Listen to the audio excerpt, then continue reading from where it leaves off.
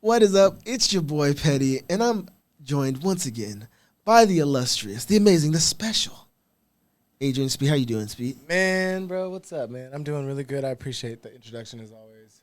Yeah. I'm gonna do something nice today. I got one of my greatest friends on the show today. A really cool, humble man. Nike God is what I call him, but you know, no, really a global brand.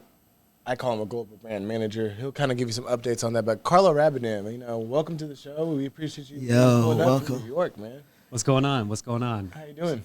I'm doing well. Thank you, both of you, for having me on the show. Yeah, I'm glad that you're here, man. I've been watching. I've been tuning in. I actually wore some sneakers as a little slight to my boy Adrian. Based off of what I saw in the last episode. Little pandas. Yeah. Actually, speaking of that, can we go over the fit? I see you got the Wyoming on. First of all, I know you're a big Kanye fan. Yeah, like some of the fit is fire. Kanye fits. Thank you. I like you got the Raptors joint on too. The Raptors jersey on because I'm dunking on everybody. Yeah. I thought that was funny.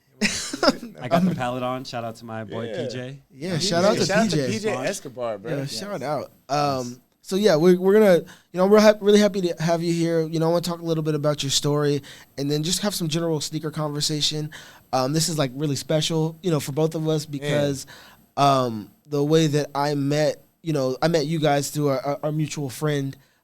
At All-Star Weekend last year, and you guys, obviously you guys are close and grew up together, so it's going to be really awesome. Who really knows anyone? No, I'm just kidding. But we'll get into that now. Before I do that, let's get into the sneakers on feet that everybody's got on today. We're gonna start with you right now. You want to start with Speed. me? Yeah, you got some heat on, man. bro. I got the real Jerry Lorenzo. I got the fear of gods. So you know what's cool about this actually? Jeremy Lorenzo actually came out with a new shoe with Nike recently, a basketball shoe. Actually think it's pretty. I didn't know there was three different styles. The Adidas ones. Yeah. I didn't know there was three different styles.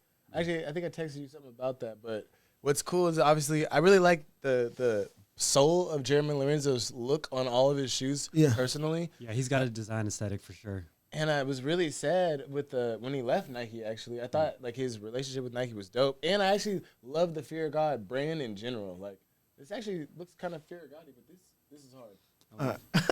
All right. And then today I have on the most slept on December sneaker, in my opinion. There's so many hot releases this month. Like, I mean, dude, there's like foam posits, and you got the reverse Grinches, and you have so many different shoes that are dropping this month. Because you got those. Stop it.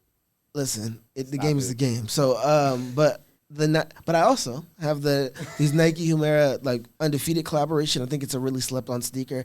I really want to get the black ones too, but I had to choose one for the time being. So yeah, but I want to talk about your shoe today. Okay. This right now is a generation defining. I got some friends and families on. Classic. Yes. Ooh. So during the Complex Con episode, I agree with both of y'all's take on the pandas. Let me just say. Snap. I agree with you with time marker shoes. I think there are time marker shoes throughout history. You can bring it back to the Free Run 2.0 era, the Roshi Run era, the Yeezy Boost era. Those are good. Currently, good 2020 on to now, really, maybe 21 on to now, 23. You see pandas everywhere. I just relocated to New York City, and I see pandas everywhere. Do you? But more than even out in Portland? Yeah, absolutely. Yeah. I mean, everyone dresses up in New York. I mean, on the more subway. More than in the airport. Yeah. More than, I can't count one for one in my head, but I'll say that there's an abundance of pandas in New York. Yeah. And I will say that I agree with you in the sense of I personally I would probably give them to a homie or something like that if I got a pair. So but you all got that's a to say, special pair. I got a special pair. Yeah, but these ain't the regular ones. Your friends and pair. family ain't getting these. These are friends and family. So if you were to take a photo with these with the flash on, the black lining on the Dunk Low is 3M. Ooh. So 3M. So to the naked eye, it's a regular panda, but if you know, it's a 3M take. And one of the hidden messages on the shoe, if you look at that outsole, I don't know if you can see that. It says stereotypes. Yeah. We stepping on stereotypes. Yeah. Okay. I like that. I really like that actually a lot. I was gonna say, you didn't use the word reimagined, or you did? No, these are reimagined. Okay, they're not. But they have that sole that the threes had. Oh, we can get into it a little bit later. Yeah. Go ahead. Actually, you take it back. Yeah. So you know where I was going. Yeah. I was gonna say we'll talk about the whole reimagine thing later because we definitely want to get your your thought on that.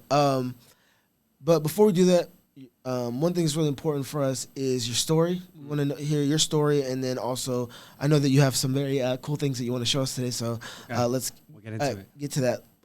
Before we do, there's one other thing that I wanted to mention or ask you before we get into your story. What was the first sneaker that you felt like you had to have or that meant something to you? The first sneaker I had to have, I was walking into a mall, a Foot Locker to be exact, and I saw the white and wheat Jordan 13s in a glass case. This is 2004. I remember seeing them. I approached to the sales associate, and mind you, I don't have Jordans at this time. Yeah. My entry point sneaker was the Air Force One. Yeah. I approached the sales associate, and I was like, yo, what size are those? He's like, a size 11. That's my size. Also 10 and a half. And depending on who got friends and families out there. I'm a 10 and a half through 11 and a half, maybe 12. No. Yeah, sneakerheads. Hey, our size depends on what size you have. 14, yes. Yeah, so I had to have them, and when I put them on it, I remember how they made me feel, and that just took a life of its own, both passion-wise, career-wise, but they did bring back the white and wheat 13s this year. I'm super happy about that. Yeah. I know that that's like that personal connection is always what separates, like makes a shoe special. You Absolutely. know what I mean? Because the quote unquote hype around certain things will wear off unless it's like this, momentous event. But then that's the connection, right? Yeah. There's so many. Obviously, Nike has so many of those throughout history. Going back to like Spike Lee stuff, going back further to like. Iconic sneaker moments with like, Marty McFly and the mags and stuff like that. Yeah. But that connection to, the audience or like the customer is what, differentiates. That's why people love retros, right? Because like, I remember he wore that. Yes. You mentioned the mags. Those are, if you were to ask me today, those are the illustrious shoe that I'm like, man, I need those. Yeah. I need those. That's easily like, and it's crazy because you can say that about like you almost use the same sentence with like 15 different sneaker Tinker Hatfield sneakers. Yes. It's like this is in the conversation for the greatest sneaker ever designed, right? Easily. I think you have to like kind of disqualify it just because of the availability. I think it's like but also just the design in that moment where he puts them on for the first time and they self-lace is like it's insane. Yeah. But let's get in. I'm glad you shared that with us. We know that it's like it's important to me now to know that. So it kind of lets you know a little bit about the person when you find out like this is their connection to sneakers. Because a sneaker's so utilitarian. It can be an art piece where people talk about it. And you know what? Now that you say that, actually, not to take it away really quick. Speaking of art pieces, you got a brand that you do, Offline Clocks. Yes. Could you kind of give us a little bit of insight on that? Yeah. Oh, that's a good point. A lot of my time is with your dedicated art and your to plants. Yes, and the plants, yes. It's dedicated to 9 to 5, 40, 60 hours a week. Yeah. The time outside of work I like to define as the 5 to 9. Okay. Right? And that's kind of how I developed my brand. So offline 5 to 9. Offline and online. I get it. Yes. I get it. yes. No, I really knew that already. Just want to let you guys, Yes. Yeah. So the gram is online Carlo, but the brand offline outside of work is offline 5 to 9, and I essentially just make handmade sneaker clocks. Yeah. But it's kind of evolved beyond that. It's not just sneakers. You can put plants. You can put collectibles, bear bricks. The homies say bear bricks. The homies put on little Hot Wheels and pop toys. My girl, she puts on plants on her clock. That's awesome. Yeah, so for people who don't know, when he says like put sneakers on them, it's a clock, and then it has each one has a platform next to the time, right? That's right. How'd you even think about doing that? What I'll take it back. 2010, I went to Barcelona, and I went to the store that's now closed called Opium, and they had Snow Leopard. They had yes. Snow Leopard. I went to Barcelona, and I bought some BBC items, and one of them had a snow leopard design on that. So that's a good memory, core memory. Mom got you that? Yeah, that was. She hooked it up. She hooked it up. Shout out to Mama Rapadizzle. Yeah. So I walked into the store. I'm like, that's a clock made out of Jordans, and some of them were for sale. Yeah. Right. And since that day, I just remember it stuck with me. I thought about it all the time. And there's a lot of debates and arguments on when the first Jordan clock was made and who made it first. But in my mind, that was 2010 Opium. Yeah. So fast forward years later, I actually make a sneaker clock of my own. Yeah. But the issue and the challenge that I was running into with the design is that, you know, every time I would move, I would have to uninstall it. Yeah. So during COVID, Damn, that's annoying. my mom and I was like, my mom is very crafty. A lot of my creativity comes from her. Yeah. I was like, we have to try to make, we don't have, but we have to. Yeah. I would love to try to make a portable version. Yeah. And a lot of sneaker people, including maybe y'all too. Yeah. We don't have kids, but we collect toddler shoes. And I was like, maybe I can do what I did with my size 10.5, 11, 11.5, 12 shoes, and then reinterpret it through baby shoes. And that's kind of how the clock came to life. Awesome, I forgot you do have the actual clock. Because he actually has like in his house. I don't know if you guys have ever been to Carlo's house, but he actually has we have a not clock with Dorian Becker's sixes. Are the six? I got some Dorian Beckers on the clock. Awesome, awesome. That's hard. And we would make sure that we get to the Dorian Beckers for sure. I want to, before we get into the conversation about general sneakers, obviously we want to know about your career path to where you're at right now, to be, as you know, Nike God or whatever he says, but you'll explain your role a little bit. Global brand manager. Global brand manager. Yes. Where was your first career start when it comes to sneakers? When it comes to sneakers, I always credit it back to when I first put it on the sneakers and how it made me feel. And, you know, like both of you guys, like I feel a connection to sneakers, sports, and culture growing up, right? And even to this day. So when I graduated college, a sneaker boutique opened up, and I approached the general manager of the space and was like, yo, I know you just opened up. Let me try to turn up your social media and your website. And then I remember he was like, what do you want out of this? Because I wasn't an employee. Yeah. I wasn't getting paid. You know, I wasn't getting paid for it. And I was like, I just want to develop a relationship. I'm also I have aspirations outside of this space, and I just want to build my portfolio. And I just love sneakers. Yeah, like you were just like happy to be there to look at the sneaker before it so you probably got to see a lot of exclusive sneakers kind of beforehand. And this is before Nike. This is well before Nike, maybe like 2 years before Nike, and it was my first time seeing product early. And when I say early, it was like a week before. Yeah, but still, I mean, even releases and drops. But you know, that's something that I wanted to say that's like very removed now from sneaker culture, because now a sneaker comes out and you know a year ahead of time. Yeah. It's like that's something that I miss, you know, about how the culture used to be, but that's something that people right now, if they're a younger generation, when you say that, they're like a week ahead of time. Like that's nothing, right? Yeah. I think to tangibly hold it was what I'm getting at, and feeling the product in real life. Like, of course, I saw leaks and I saw things on Twitter back and Twitter and things like that. But to be able to hold the product meant a lot to me, and then review the product and be one of the first people on YouTube with the product. And I got some buzz on there. Videos and stuff. Yeah, I did unboxing. Can we still see those? Or? They're down now. It's just a time marker for that era. Yeah, I got 100 episodes though. 100 episodes, all for free.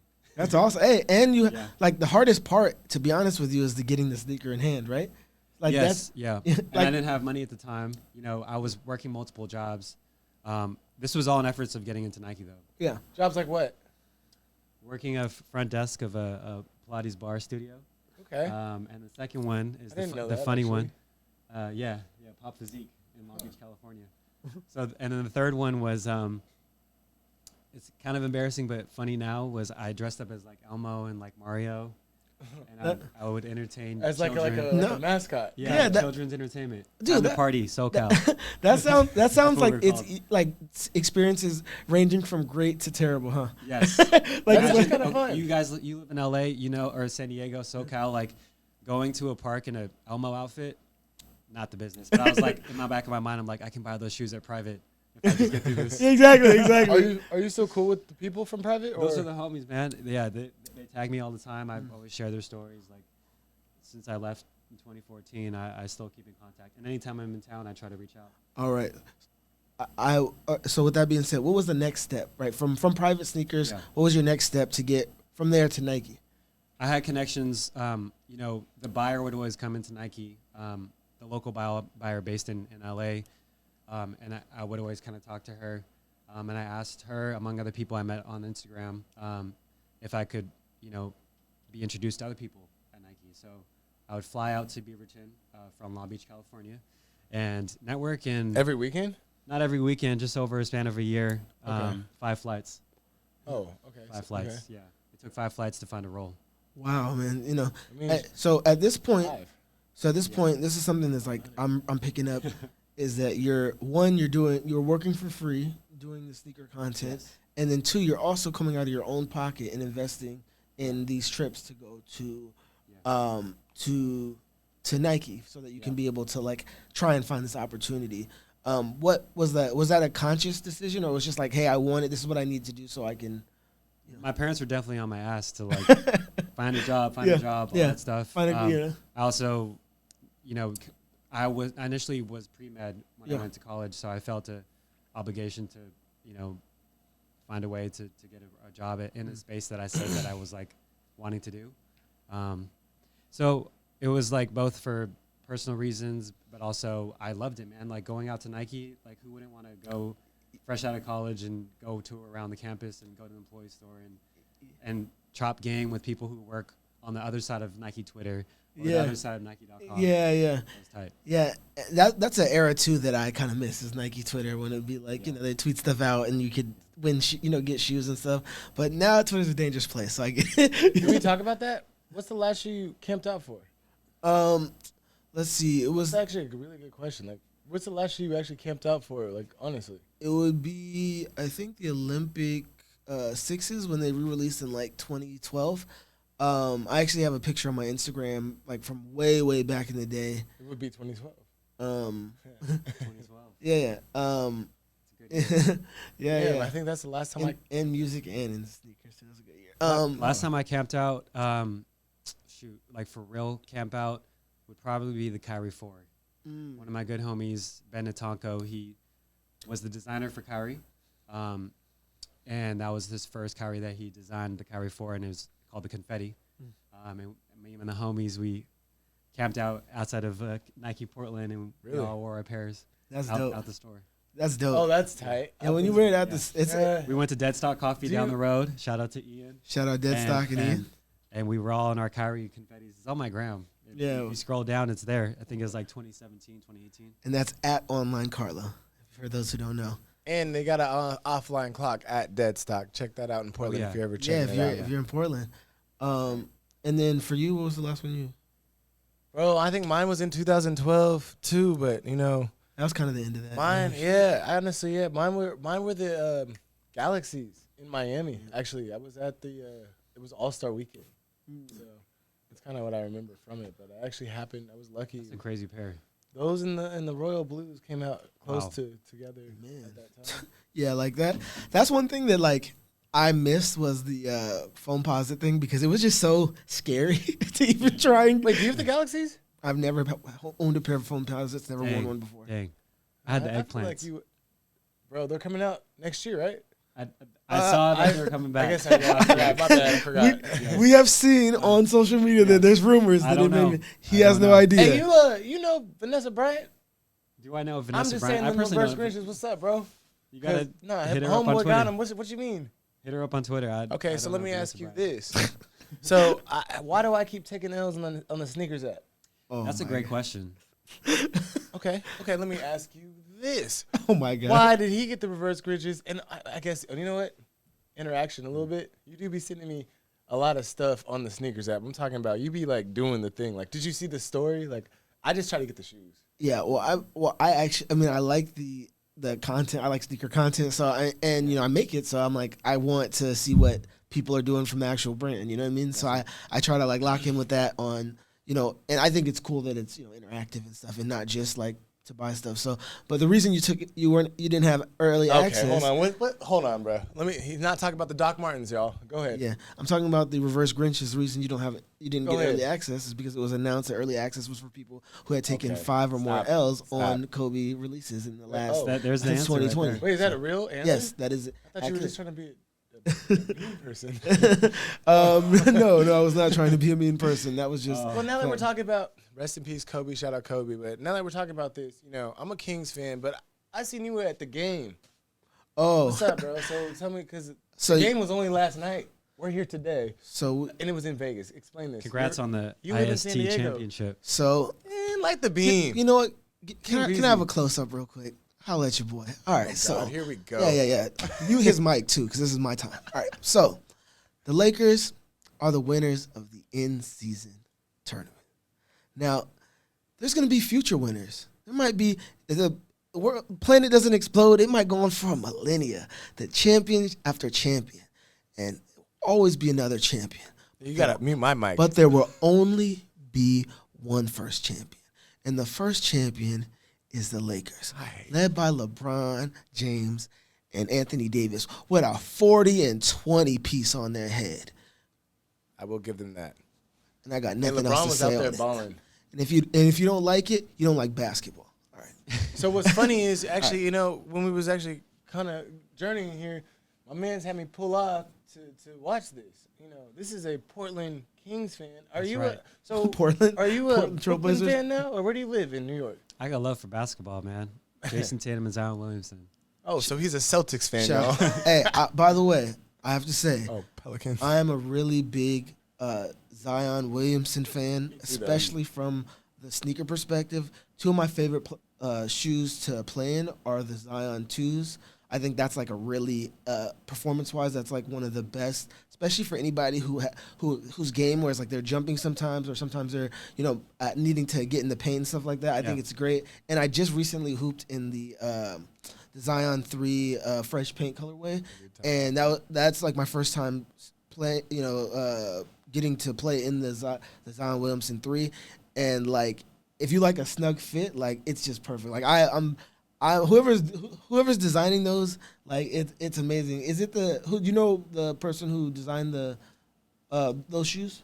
Absolutely, yeah. Are you part of that process too? Yeah. Do you get to be part of any of those processes or like collaborations with? Like that's really cool. Just even working with Team Jordan's we were talking about that on the last episode. From PEs to like player edition shoes to special edition shoes per whatever it may be, whether it's Darren Fox and Steph Curry or collaboration shoes. What's it kind of like? Do you get to work on any of those projects at Nike? Hands-on design, I would say no. I'm more on the marketing side, so whatever has a Jumpman on it, I have to sell. Yeah, okay. So, but when it comes to design, I still have an appreciation, and the way you break it down, I feel the same way about the shoe. I was joking about Zion and Jason Tatum. I work with those guys, but I am a Kings fan. I live in Brooklyn. Okay. I'll go to a Nets game. I am also a basketball fan. I like through that, and though. through. I love the game, so that was history. We witnessed history with the first IST championship game. So that was cool to witness. Eddie, how did you even get tickets, bro? Can we know the secret? No. Okay. But you can know that I am in 2K24. So. Easy man. let's move on. Get dunked on. No, real talk. He's in peace. This nigga trying to get me all every time, bro. I said, you play the game? He said, I'm in it. Listen, you stand in the rim, you get dunked on.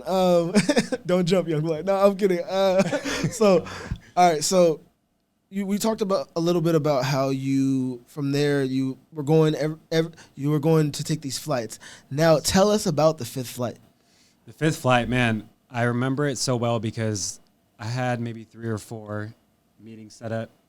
And the way I would set up these meetings was I would send emails, cold emails sometimes, to people I don't even know. Yeah. And if I got enough bites, then I would book the trip. I would say, I'm making it up. I'm going to be there August 19th through 23rd, and didn't even have the trip booked. But I would throw the feelers out there, and if I got enough bites, again, I would book the trip. With this trip, I had a bunch of meetings fall off the calendar because people were busy or they're just like, I don't know this person. So I was feeling really discouraged, and then it was actually the second to last meeting. I was sitting there, and he basically hinted that he had an open role in the team. Yeah. And I stood up straight, and I went into interview mode. It wasn't even an interview; it was really just an informational. Kind of like a conversation, a prelude, right? Yes, a prelude. Yes, prelude, and from there, I just kind of followed up over email, and then eventually landed that temporary position, and I just kind of rolled the dice and moved out there. It was a year contract, so it wasn't nothing guaranteed at all. Yeah. But it just made it happen. It was 2014, man. It was like 9 years ago. Wow, man. I think 9 years. 9 years. Yeah, sure, almost at 10 years. I'm almost at a decade. That's the Congratulations, bro. Yeah, man. That's some real stuff, bro. Yes. I want to say too, I think one thing that I'm seeing as like the through line is that like you didn't make excuses for like, oh, I'm having to go out of my own pocket. It was like something that, hey, I wanted to pursue this. And I think that's a valuable lesson. I'm not always telling everybody to take an unpaid internship, you know what I mean? Yeah. But like everyone's path is different, right? It wasn't easy. When you were pre-med, right? Yeah. When you go to med school, you know exactly what classes you need to take and what you need to do, your goals. It's actually like very organized. But when you're doing this path that you had to Nike, and everybody's path might not be that to Nike, but you had to like, find a different way to be able to fit out. Yep.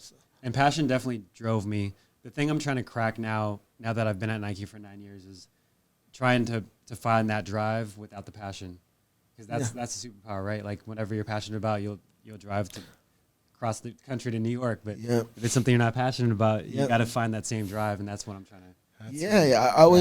It always reminds me of that quote. I don't in this, don't quote it verbatim, but it was like, it's always discipline over passion or motivation, because when you're motivated, you can do anything, but if you lose that motivation, you lose your fuel. But if you're disciplined, you know that even if you don't want to do it, or you know that it's necessary, and you're going to get up and do it anyway. And I think that's like when you're trying to find that in between those things that you gotta like, you gotta like, Mic drop. While you're trying to refill really, your like quick bars, bro. I drop a hot 16 from time to time.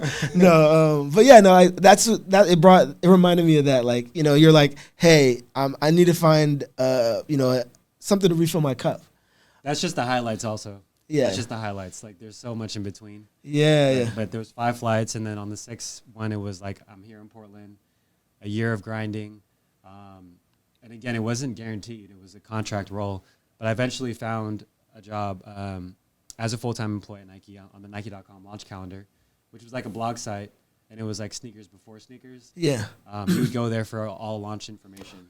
Right? Okay, cool. And it was on Nike.com. The crazy thing is, the thing I was doing for private, for free, writing blogs and writing release information for the local Long Beach, California community, I ended up doing at Nike for the Nike.com launch calendar. So again, it's just like getting those reps in and refining your skill set, right? So that it's like almost making sure you have the right tools, so that whatever the job is, you can be able to carry it out. That makes sense. Then, that was like 2015, and from that kind of time, various digital marketing and sneakers roles, and now recently on the Jordan brand team.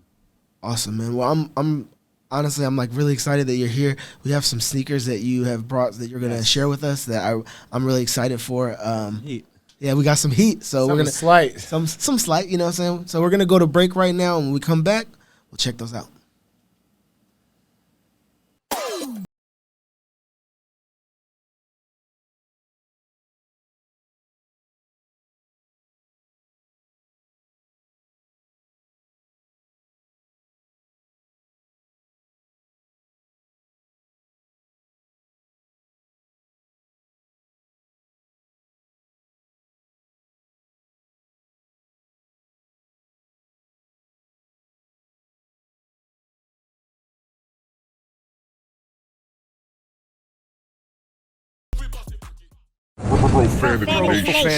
Profanity Nation. A podcast for the fans, by the fans. Dive deep into the topics the other shows miss. Raw and uncensored. And he's going to play team ball. His legacy is at stake. Rare, hard-hitting interviews with players, coaches, and you, the super fans. I'm not hating. I'm like, okay, cool. Good. 3 championships in 5 years. He's more than good, bro. Profanity Nation. Listen live or subscribe on your favorite podcast platform. Powered by Jesse Brown of Keller Williams. United One Protection Services. With over 30 years of experience, United One Protection Services has more expertise and knowledge than the other security companies combined. Residential, commercial, municipal, or institutional, United One Protection Services does more than just security. We protect your livelihood. United One Protection Services.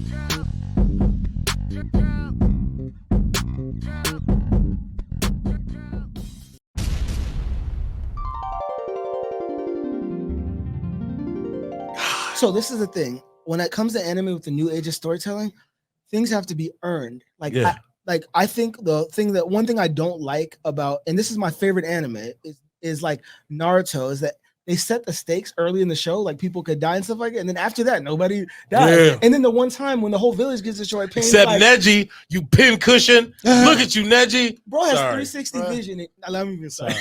Like, shout out to Zelina Vega. Yeah, that's my homegirl. But I feel like the thing that I really like about Demon Slayer is the fact that it people there's loss throughout. Yeah, like there's heavy toll that comes on. Kyojuro. Yes. Kyojuro Rengoku, bro. That broke my heart, bro. Hey, but that demon, what is that? Made me think he was gonna win, bro. I never read the manga before I got to the end of where it's called, and I'm like, this man's cooking, bro. Yep, no, man. Oh my God. That was upper level 3 that he fought. Yeah, he is 3. I like him. He is cold. Yeah, he's cold. He's cold. After I hated him. At the start, right? At that point, if you only watch the show, you hate him. Yeah. When you to the end and you hear his story, you're like, okay, because after the main character beats you and you wasted away, he's like, it smells like despair. Bro, it smells like despair. That's one thing. That's one thing that One Piece does for me too. Like they build up these villains and then they give me right before when the big battle is about to happen, they give you the backstory of the villain. Yeah. And that backstory make you feel like, damn. It's all about perspective, people. Yeah. I also feel like too, one thing I don't like about that is that that person's about to die. Like when done, boy. When Asuma had his little story. Yeah. Oh, am I seeing flashbacks? I know. It's a wrap, bro. You're like, dang, man, Asuma's cold. He was, what I'm saying? He was beefing with his pops, doing his own thing. I hella forgot. I didn't know that, or I just forgot because I haven't seen Naruto in so long. But I really forgot Asuma was his son. Yeah, and then his grandson is Kanahamaru, which is tight. I hope he gets. I hope he.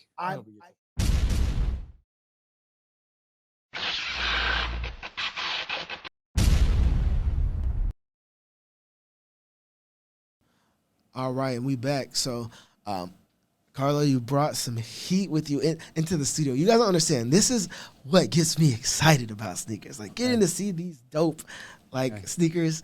Not to hype it up too much, but you know what I'm saying? What's funny? Before we even did this episode, I'm like, what sneakers are you guys gonna wear?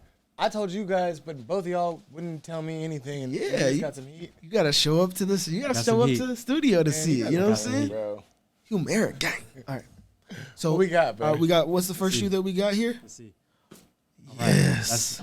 That's one pair. I need the full set. Yeah. All right. So, if you aren't familiar with the Dornbecker collection, Google it. The Dornbecker 5 Lows. I believe it was the 2022 collection. One of my best friends, Adam Chang, worked on the Dornbecker 5s, and like myself and you, I know we feel an affinity and a connection to Dornbecker. So these are the friends and family version. If you Google it, the retail pair come in a full, I believe, flooded red, if I'm not mistaken. And it's green. These aren't the actual. Can I see these? These aren't the actual ones. No, these are friends and family. Yeah, bruh. Yeah. I literally just sent him the link to the original pair. I know. Yeah. I was gonna say they're red, right? Yeah, they're red, and I think there's like some green on them. Yes. Yeah, but they're red. Yeah, they are red. So these are obviously mismatched. Wow. Bro, these look like, that's crazy. May I see the other? Right. May I see the eye? Right, yeah. Yo, Adam, he killed it. May I see the other pair? Adam did this? He worked on these. Yeah. Wow. That's hard. Yo. Wait, look at the bottom. The crazy part is I just sent this to Speed. I literally just sent a picture of the original, the actual ones I sent. I was like, yo, I've been wanting these for years. I'm like, they're on my list. Like I'm like, yo, they're only. They came down a little bit too. You know what I'm saying? So it's like, because when Dornbeckers first dropped, it goes two ways. It goes and then a little bit. Or it goes. Or you did just send me these. You literally just sent me these. And he's like, all right, now that's out of my range. Now, like I'll never see that shoe. Yeah. But friends and family. So when I say friends and family, a little bit of clarification. When they do the auction in Portland, Oregon, the family and Nike and Dornbecker, they always kind of do an auction giveaway, right? Well, I should say just an auction period. And as part of that, there's the retail pair. There's always like swag, whether it be like apparel, backpack, and there's always a special edition of that color of that silhouette that went to retail. Even so, that's separate from the actual pair. Yeah, But I that's the first time I've ever seen a separate pair from the actual Dornbeckers. Yo, These are crazy. Is that what All right, you let's just get into meant? the next one. All right, yeah, The next we have one. so many. You know, we have some. Wait, is that what you actually just meant though? This is probably the best one. Oh my goodness, I'm so hyped. Okay. All right, Bro, what are those? here we go. Oh snap, So 36s. iced out for the party. Yes, All right. there we I'm go. 4 for 4. Yes. All right. So yes, OBJ out I here. work in I work in Jordan Performance, right? So I had to bring some performance shoes. These are the Jordan 36s. So these are for on the court. This is actually a PE for De'Arica Hamby. And Really? De'Arica Hamby is a Jordan athlete. And just before I hand him over to you, you got to look at that back heel. Let's get a close up. Ooh. Hey, says yeah, let's get Sneaker close Champ. up with that. Get a close up of That's that. hard. It says Sneaker Champ because Oh, on the thing right there. yes, Yeah. De'Arica Hamby is the Sneaker Champ of the WNBA. Yeah, her sneaker thing is crazy. I thought you were a Sabrina fan, Petty. Hey, listen, that's different. You think that makes a difference for PJ Tucker being the sneaker king just because I like, other people that, damn. you know what I mean, who love Wait, sneakers? I will say this. I really like this midsole right here. This is like heavy. This is nice. I'm a fan of this one. I like these ones. These are similar to the Tatum's a little bit They look in like terms Tatum, of yeah. like the, I guess the style. I liked when Tatum had his own one. My favorite, No, finish. I was gonna say my favorite. I like I think there's a taco one for this one, if I'm not mistaken. Yes, Taco J. Yeah, Yes, Taco I J. think that's where he's hinting at, because they did PE versions of the 36 for Jason, as they always do. Yeah. Yes. Yes. Okay. Yes. So My you're right, but it wasn't his I like love being right. it wasn't his signature shoe. My favorite is my favorite PE though is the Rui Hachimura one. Oh yes. Yes, These that aren't, one- Samurai. these Yeah. aren't even actually that heavy. Is it because he's a Laker? Yeah, I mean, yeah, but I like those ones before. Those in the 8s. That was like the first. 8s are one of the shoes that I kind of missed from my generation. Black Samurais? Hey, while we got you on that right now, can we talk about the what's his name? Michael Jordan's wife's brother. No, we're not talking about that. Okay, continue. You don't want to talk about So, next shoe. The next shoe is another performance shoe. What does this resemble? Um, Toon Squad. Yeah, I was, Owen? yeah. Space Jam. Which retro? Okay. Which Jordan retro? Hold on. 6 low. 6 low. Oh, on the yeah. No. The hair- not the Eight hair- low. eight- Hairs. not the hair, You're- Sevens. Come on. Yeah, Sevens low. Sevens. Come on. Okay, Yeah. 7 0. So these are the 37s. Oh. Yes, but they're lows. So Wow. if you Google the Air Jordan 7 OG pack, they came in purple, yellow, and I believe like a graphite, it's like a dark gray pack in the Jordan 7s, right? So those came out, maybe like a couple years ago. They did another pack, but interpreted for Jordan Performance in the 37s. So these are the purple pairs. The first time I saw these in action was actually Harrison Barnes. These are like actually. these are crazy, Kind of man. heavy. Man, I'm so, like, I love. Actually really cool. There's something like, because I think when we can kind of like, I don't know if this is just like maybe a general, maybe a fact, or if it's just kind of like what I view is that when Oh, I like this. there's certain parameters with colorways Right. that when you're doing general releases that they stay within. Like, you know what I mean? Yes, As far yes, as like yes. maybe the amount of colors or like certain areas that they change, but they have so much more autonomy when they do like PEs or like a special colorway that it really just like no matter what it is, it pops a little bit more. Like, and I really like this one. And I've never even seen this one. But obviously, I've seen the 37. And what but I is haven't this? seen This isn't like suede. It's not nubuck either. Like, what is this? It's just premium materials, baby. yo, let's look up. Now we see why. Love it. Now you know why he's in the position he is right there, bro. You can't even say you don't want a pair. But Carlo, we really appreciate you coming across country to spend some time with us, man, and tell your story. I'm really inspired by you. I look at you. I've already told you. I forced you into that mentorship role. I was like, hey, yo, like I want to learn as much as I can from you, and I'm very appreciative of your education and stuff, man. I look forward to our conversations, and I'm appreciative of you sharing your best friend with me, man, because I'm really happy for him. Share nothing. And thank you both for the time, the space, the conversation. I know we're gonna call each other tonight, later tomorrow, or we're together. But tomorrow when I'm back home and just talk more sneakers. So this is what it's about. It's about conversation. It's about memories. It's about maybe your homie starts working at a sneaker boutique. Maybe a brand, right? Like as you get more into it, it's like lifelong. Yeah.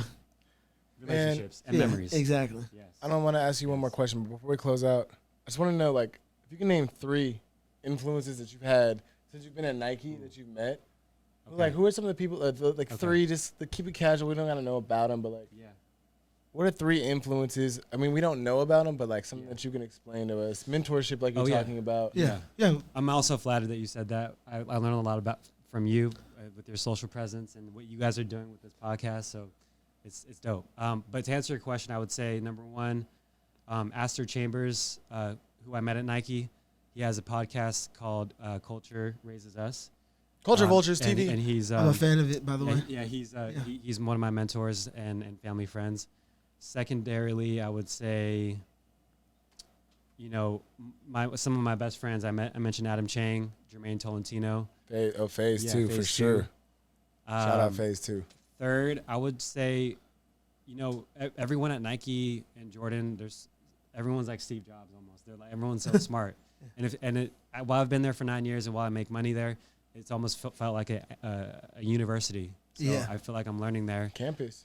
Yes. It's called Campus. And now that I relocated in New York, being based out there for almost like 3 months now, 9 years into Nike, now in this new city. So it's something I always wanted to do. So I'm learning it every day, man. And I don't really have a name. I would just say just being there is definitely not just Nike, but being in New York. That's like learning. Perfect. Well, man, again, thank you for coming on.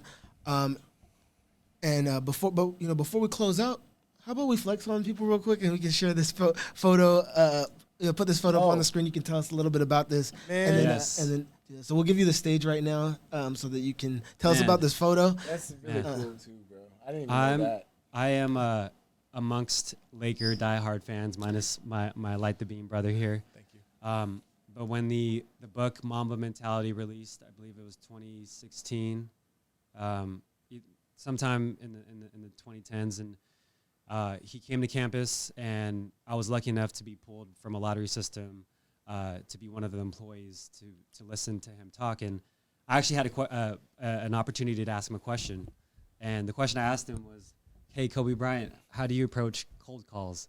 Because I listened to your interviews and you talk about cold calls. Like, that's how he made Dear Basketball, was he cold called the producer, the team, and they ended up making that, ended up winning the, That's cool. Oscar? The Oscar. Yes. And he did that, too, for players, too. I think he did that for he players cold throughout his called career. MJ, cold called everybody. And he kind of, like, he made a joke. He was like, well, first I say, hey, it's Kobe Bryant. And I was like, dang. You can't do that. I don't have that. And then he's like, well, I do my homework, and the things that I don't have the answers to, I just ask those questions. So that's what I took away from that. Boom. Well, that's a great bar to drop it on. Story. Not even a bar. You got to meet Kobe, and that's your memorable moment. I asked him a question. It's did on you video ever get to too. meet Kobe? No, I didn't, but I did get to be in 2K. What about you? Okay. All right, so we're closing out here now. God damn, buddy. Don't set me up like that. So listen. If you let somebody blow past you in, I'm not standing under the hoop. You let the scorer blow past you, I'm not standing under the hoop to get dunked on. No, but we know you gotta get going, and we appreciate you coming. So we'll close out now. Remember, you can find him at Online Carlo on all social media platforms that he's a part of, and then you can find us at Culture Vultures TV and on YouTube. So Vanity Studios. So thank you guys for showing love and pulling up to the podcast, mate. And thank you guys. Take care.